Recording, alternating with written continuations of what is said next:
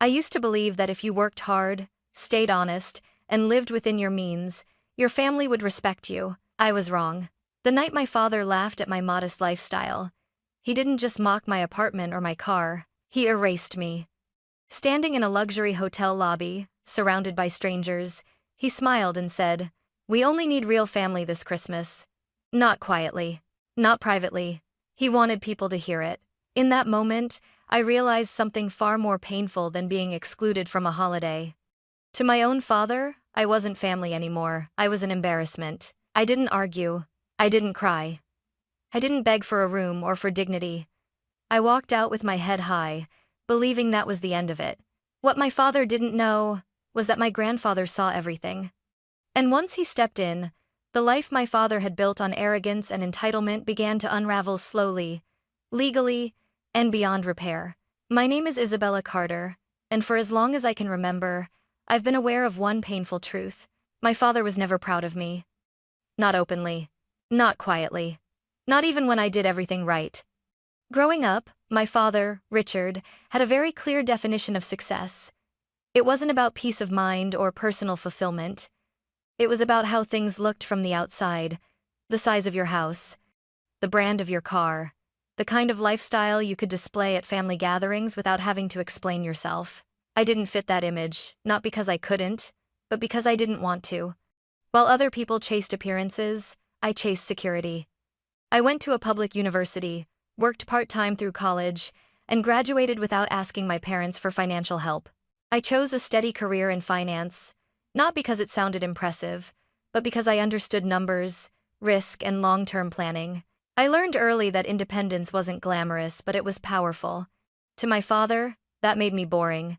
At family dinners, he would make comments that sounded casual but always landed like quiet judgments. "Isabella, you're still renting?"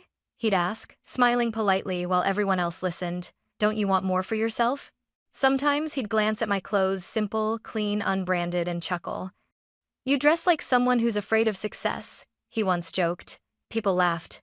I smiled. That smile became a habit. A shield. A way to survive conversations where defending myself would only make things worse. My mother, Susan, never joined in, but she never stopped him either. When my father spoke, she stayed busy adjusting napkins, refilling drinks, finding excuses to leave the room. Her silence hurt almost as much as his words. It told me that peace mattered more to her than protecting her own daughter.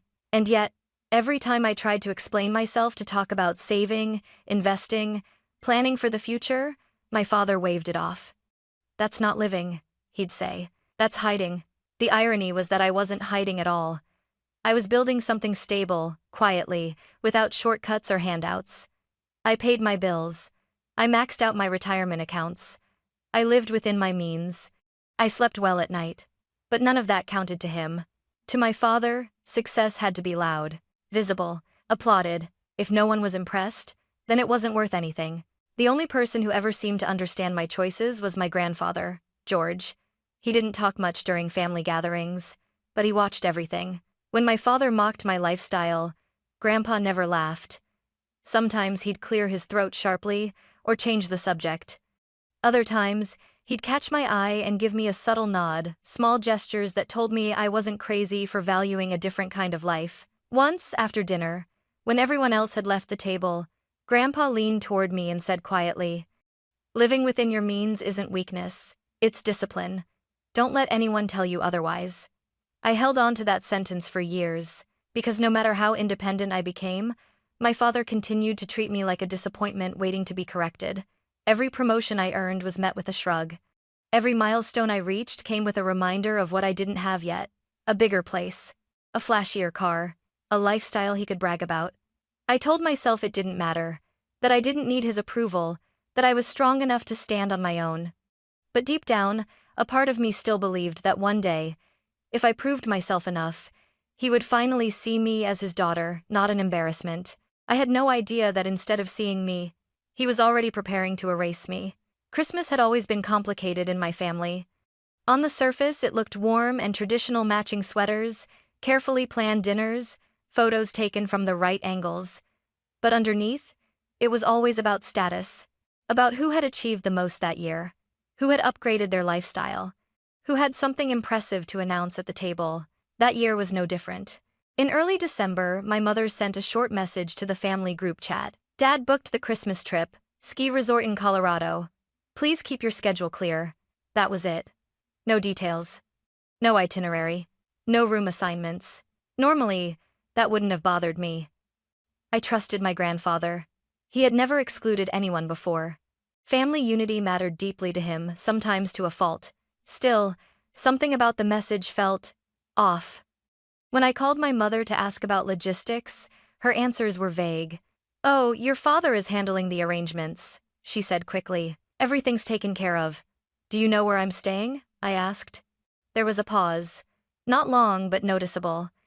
"I'm sure it'll be fine, Isabella," she replied. "You always worry too much." That sentence followed me for days. At work, as colleagues chatted excitedly about their holiday plans, I found myself distracted. I double-checked my vacation approval. I booked my drive up to the resort. I packed sensibly, nothing flashy, nothing expensive. Just warm clothes, a neat coat, and the same quiet confidence I'd learned to rely on. A small part of me wondered if I should call my father directly, but I didn't. Over the years, I'd learned that asking him for clarity often invited judgment. Questions were interpreted as insecurity. Preparation was mistaken for doubt. So I stayed quiet. A week before Christmas, I overheard my father on the phone during a family dinner. "Yes, of course," he said, his voice carrying across the room. "This year needs to feel elevated." I pretended not to listen. Later, when I was helping clear the table, I asked casually, "Dad, how many rooms did Grandpa book?" He glanced at me briefly. "Enough," he said. That was all. I remember standing at the sink afterward, my hands submerged in warm water, staring at the reflection of the kitchen lights. I felt something tightening in my chest, not fear exactly, but anticipation, the kind that comes when you sense something is about to go wrong but can't yet name it. The drive to the resort was long and quiet. Snow lined the roads, and the mountains rose ahead of me, beautiful and intimidating.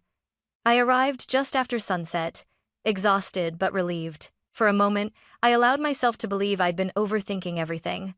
That belief lasted until I stepped into the lobby. The place was stunning, high ceilings, stone fireplaces, people wrapped in designer winter gear laughing loudly as they checked in. I adjusted my coat, lifted my bag, and walked confidently to the front desk. "Hi," I said with a polite smile. "I'm checking in. Isabella Carter." The receptionist typed, paused, typed again. Her smile faltered slightly. "Just one moment," she said, her fingers moving faster now. She leaned toward her screen, frowned, then tried again. "I'm sorry," she said gently. "I'm not seeing a reservation under that name." My stomach dropped. "Could it be under my grandfather's name?" I asked. "George Carter?" She nodded and searched again. Nothing. She apologized and called her supervisor. Behind me, the lobby grew quieter. People shifted impatiently. I could feel eyes on my back. I stood still, telling myself to breathe, and then I heard it. A laugh. Not loud. Not accidental. Familiar. "Well, isn't this awkward?" I turned slowly. My father stood a few feet away, hands in his pockets, a satisfied smile on his face. My mother was beside him, her expression unreadable. My grandfather was nowhere in sight. "What's going on?" I asked, my voice steady despite the pounding in my chest. My father tilted his head, studying me like a puzzle he'd already solved. "Oh, Isabella," he said lightly. "We didn't think you'd make it this far." And in that moment, I understood. This wasn't a mistake. This wasn't a misunderstanding. It was planned. And whatever was about to happen next was going to hurt far more than I had prepared for. For a few seconds, I couldn't move. I stood there in the middle of the lobby, my suitcase still by my feet, the sound of crackling firewood echoing behind me. Around us, strangers pretended not to stare, but they were watching. I could feel it in the silence, the way conversations nearby had softened, the way people slowed their steps as they passed. "What do you mean?" I asked carefully. My voice didn't shake, but my hands did. My father sighed, as if I were the inconvenience. "Well," he said, lowering his voice just enough to sound reasonable.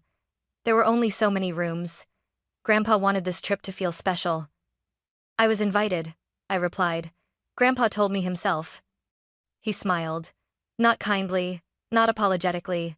The kind of smile someone wears when they believe they're in control. Yes, he said. But invitations don't always mean inclusion. Example. My mother shifted beside him, her fingers twisting together. She still wouldn't look at me. So where am I supposed to stay? I asked. My father glanced around the lobby, then leaned closer, close enough that I could smell his cologne. That depends, he said. Do you really belong here? The question hit harder than I expected. I'm your daughter, I said quietly. He straightened, his voice rising now, confident that the moment belonged to him. Isabella, he said, chuckling. You live in a small apartment, drive an old car, and work a job that barely keeps you comfortable. This resort? He gestured broadly to the marble floors, the designer coats, the luxury all around us. This isn't your world. A few heads turned. I felt heat rush to my face, but I forced myself to stay still. So, you decided to exclude me? I asked. Without telling me? He shrugged. Someone had to make the hard choice. My chest tightened. And Grandpa? I asked. Does he know? His smile widened. We didn't want to bother him with unnecessary details, he said smoothly. He trusts me to handle family logistics. That word again. Family. I looked at my mother then, searching for something, anything. Mom, I said. You knew about this? She swallowed. I thought it would be easier this way, she whispered. Easier? For who? The supervisor from the front desk hovered nearby, clearly uncomfortable. Other guests openly stared now. I could feel their curiosity, their judgment, their sympathy, and it made everything worse. My father turned slightly, his voice loud enough for the lobby to hear. Let's be honest, he said. This Christmas is about real family, about people who've actually built something. Then he looked directly at me and delivered the sentence that shattered whatever illusion I still had. We only need real family. The words hung in the air. For a moment, I couldn't hear anything else, not the fireplace, not the murmurs, not my own breathing. Real family. I felt something break inside me, not loudly, not dramatically, but cleanly, like a final thread snapping. So, that's it? I asked. After everything, that's what I am to you? My father crossed his arms. You're being emotional, he said. This is exactly why you never get ahead. I nodded slowly. Not because I agreed, but because I understood. This wasn't about rooms, or money, or Christmas. This was about power. And right then, standing in that lobby, I realized something strange. I wasn't angry anymore. I was done. I reached for my phone and opened a ride-sharing app. My father frowned. What are you doing? Leaving, I said simply. My mother finally looked at me, panic flickering across her face. Isabella, don't be dramatic, she said. We can talk about this. I met her eyes. We are talking, I replied. You're just not listening. I turned back to my father one last time. Enjoy your Christmas, I said calmly. And make sure you explain to Grandpa why I won't be at breakfast tomorrow. For the first time that night, his confidence faltered. He'll understand, he said quickly. I smiled. Not out of kindness, but certainty. I'm sure he will, I said. Then I picked up my bag and walked out into the cold. And as the doors closed behind me, I had no idea that my father had just made the biggest mistake of his life. The cold hit me the moment I stepped outside. Snow crunched beneath my boots as I pulled my coat tighter around myself, my breath coming out in short white clouds. The resort doors closed behind me with a soft final sound like a chapter ending.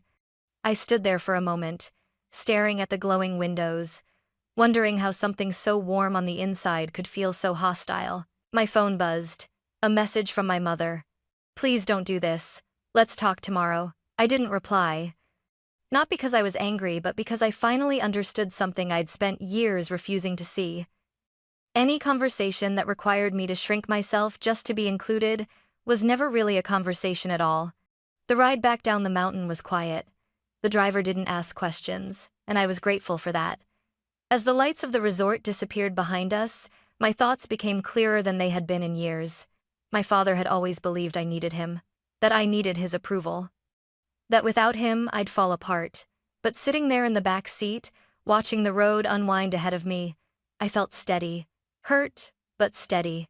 and that scared me more than the humiliation ever had. When I got back to my apartment, it was close to midnight. I dropped my bag by the door, kicked off my boots, and sat on the edge of my couch in the silence. No decorations, no music, just the hum of the heater and my own breathing. That's when I called my grandfather. "Isabella?" he answered, his voice warm but surprised. "Why aren't you at the resort?" I hesitated, not because I didn't know what to say, but because I knew how much my words were about to change everything. "I'm not there," I said carefully. "I was never supposed to be." There was a pause. I told him everything. I didn't exaggerate. I didn't raise my voice. I described the missing reservation, my father's words, my mother's silence, and the moment I was told I wasn't part of the real family. When I finished, the line stayed quiet. Too quiet. Finally, my grandfather spoke, and his tone was no longer gentle. "Did your father really say that?" he asked. "Yes," I replied. "In front of strangers." Another pause. Longer this time. "I see," he said slowly. I waited, my heart pounding. I had no idea what he was thinking, only that the man on the other end of the line had built his entire life on fairness, accountability, and respect. "I don't want you to worry about this tonight," he said at last. "Go home, rest." "Grandpa," I said quickly, "I don't want you to confront anyone because of me." There was a soft, humorless chuckle. "This isn't because of you," he said. "This is because of choices." He sighed. "Come to my office Monday morning," he continued. "Bring your laptop. We need to talk about some things I've been putting off for too long." I swallowed. "I'll be there," I said. After the call ended, I sat there for a long time, staring at the dark screen of my phone. I didn't feel victorious. I didn't feel relieved. What I felt was something far more unsettling. I knew deep down that my father believed this was over, that I would cool down, forgive, and quietly fade back into the role I'd always played. He had no idea that by humiliating me, he had finally pushed the situation into the light. And once my grandfather started looking at the truth, really looking at it, there would be no way to put it back in the dark. That night, for the first time in years, I slept without the weight of needing anyone's approval, and somewhere up the mountain my father was enjoying Christmas, completely unaware that the foundation beneath his life had already begun to crack. My grandfather's office felt different on Monday morning. The walls were lined with old photographs, construction sites from decades ago, ribbon cuttings, handshakes with people who had once doubted him. Everything in that room told a story of discipline, patience, and accountability. Values I had grown up respecting. Values my father liked to talk about but rarely practiced. Grandpa George was already seated when I arrived. He didn't smile. "Sit down, Isabella," he said, gesturing to the chair across from him. I opened my laptop, my hands steady despite the knot forming in my stomach. I had helped him organize his finances for years, digitizing records, reviewing accounts, setting up systems to protect what he'd built. I knew the numbers. I knew the patterns, but I had never seen him look this resolved. "I want to understand something," he began slowly. "I want to understand how my son became so comfortable, humiliating his own daughter." I took a breath. "Grandpa," I said, "before we talk about that, there's something you need to see." I pulled up the files. At first, he said nothing. He leaned forward, reading carefully. Bank transfers, monthly support payments, emergency loans, debt coverage. Year after year after year, my father's name appeared again and again. "So it wasn't just help," Grandpa said quietly. "It was dependence." "Yes," I replied. "And it's been going on for over a decade." I showed him the totals. The number sat there on the screen, undeniable. More than $500,000. His jaw tightened. "And during all that time," he said, "he was criticizing you for being independent." I nodded. "He told me I was living small," I said softly. "He never mentioned that his lifestyle depended on money he didn't earn." Grandpa leaned back in his chair, staring at the ceiling for a long moment. When he spoke again, his voice was calm, but there was an edge to it I had never heard before. "Do you know why I trusted you with my finances?" he asked. I shook my head. "Because you never asked for anything," he said. "You worked with what you had. You planned. You prepared. You respected the effort it took to build something." He looked directly at me. "Your father forgot that. We went through everything. Slowly. Methodically. Not with anger, but with clarity. Each document told the same story. A man who spoke about strength while quietly relying on support. A man who mocked restraint while benefiting from generosity. By the end of the meeting, the sun had shifted across the office floor. Grandpa closed the final folder and folded his hands. "I'm calling a family meeting," he said. "Everyone will be there." My heart skipped. "I don't want this to turn into a fight," I said carefully. "It won't," he replied. "This isn't about emotions, it's about consequences." I thought of my father, how confident he had looked in that hotel lobby, how certain he was that I had no power. He had believed the story he told himself for years, that I was weak, that I needed him, that he could decide who counted as family. He had no idea that the foundation of his life, the comfort, the stability, the authority he wielded, was built on something he could lose. And he had no idea that I was about to watch him face the truth he'd spent years avoiding. Not through shouting, not through revenge, but through facts. And once facts enter the room, there's nowhere left to hide. The family meeting was scheduled for Saturday morning. Grandpa didn't frame it as a confrontation. He didn't raise his voice. He didn't threaten anyone. He simply said, "If you want to be part of this family moving forward, you'll be there." That alone was enough to guarantee attendance. When I arrived at his house, the air already felt heavy. The living room looked the same as it always had, neatly arranged, familiar, comforting. But the energy inside it was completely different. There were folders stacked on the coffee table, each labeled carefully in my grandfather's handwriting. My father arrived last. Richard walked in with his usual confidence, coat draped over his arm, expression relaxed, almost amused. He greeted Grandpa warmly, nodded at me without really looking, and sat down like this was just another routine conversation. "All right," he said lightly, glancing around. "What's this about?" Grandpa didn't answer immediately. He waited until everyone was seated, until the room was quiet, until my father had stopped smiling. "I asked you all here," Grandpa began, "because I've been reviewing my finances, and theA'd be scary and—" My father leaned back. "Okay," he said. "That's smart.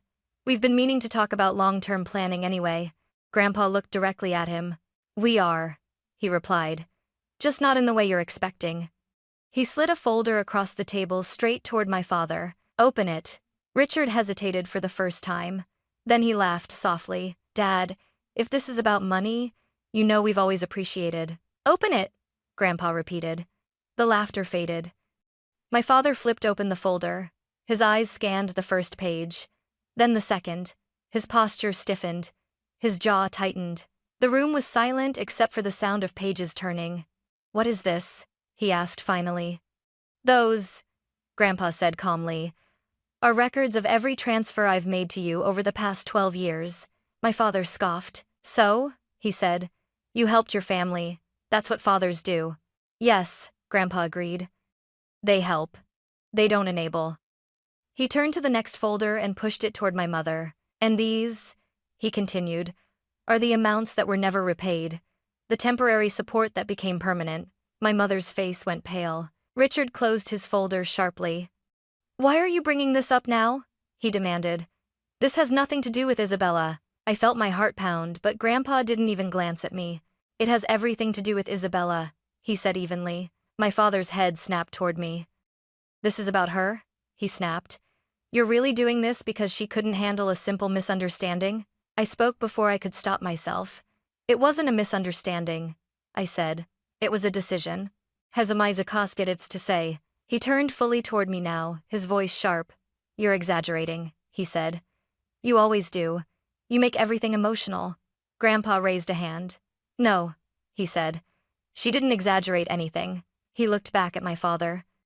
"She told me exactly what you said, exactly how you said it, and exactly where." Richard's face flushed. "I was trying to be practical," he argued. "That resort was expensive.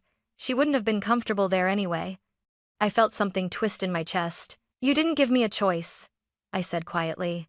"You decided I didn't belong." My father waved me off. "This is ridiculous," he said. "You're an adult. You can take care of yourself." "Yes," Grandpa said. "She can, and she does." He leaned forward now, his voice still calm but unmistakably firm. "What you don't seem to understand, Richard, is that independence is not a flaw. He tapped the folder in front of my father. What is a flaw? He continued. Is living off someone else's support while mocking the person who doesn't. My father stood up abruptly. So what is this? He demanded. An ambush? A lecture? It's an accounting, Grandpa replied. And it's long overdue. He turned to me. Isabella, he said. Would you explain what you found when we reviewed the records together? Every eye in the room turned toward me. My pulse thundered in my ears, but my voice came out steady. For 12 years, I said. Grandpa covered mortgage payments, credit balances, and monthly expenses. There were emergency transfers, labeled as one-time help, that happened repeatedly. I paused. The total support exceeded $600,000. I mean, this is Aption, and I did make free. My father laughed sharply. So, what? He said. That's between you and him. No, Grandpa said. It's between values and consequences. He stood then slowly, deliberately. I built my life believing that family meant accountability, he said. I was wrong to ignore what this had become. My father's confidence was gone now. His voice dropped. What are you saying? He asked. I'm saying, Grandpa replied, that effective immediately, all financial support stops. The words landed like a final verdict. My mother gasped.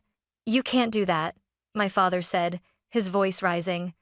We rely on that money. Grandpa met his gaze. And that, he said quietly, is exactly the problem. The room felt like it was closing in. My father looked around as if searching for backup, but there was none. This isn't fair, he said finally. Grandpa nodded once. No, he agreed. It isn't. And it hasn't been for a very long time. Silence filled the room. And in that silence, I realized something profound. This wasn't revenge. This wasn't punishment. This was the truth finally spoken out loud. And once spoken, it could never be taken back. The room stayed silent long after my grandfather finished speaking. No one shouted. No one stormed out.